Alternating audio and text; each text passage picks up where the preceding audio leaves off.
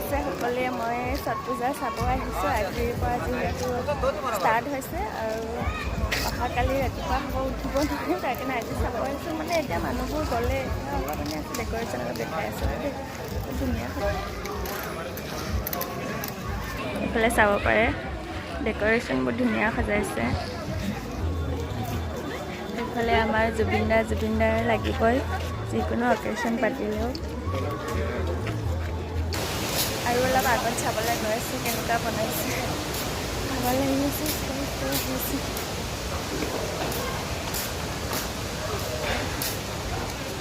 দেখাইছোঁ মানুহ ভিতৰতো নাই।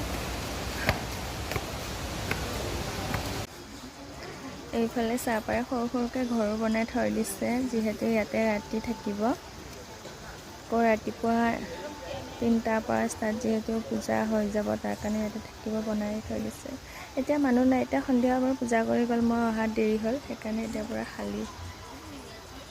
এইফালে চাকি লগাই থৈ দিছে। ইয়াত বান্দৰো বহুত আছে দেই, বান্দৰৰ উৎপাত বহুত।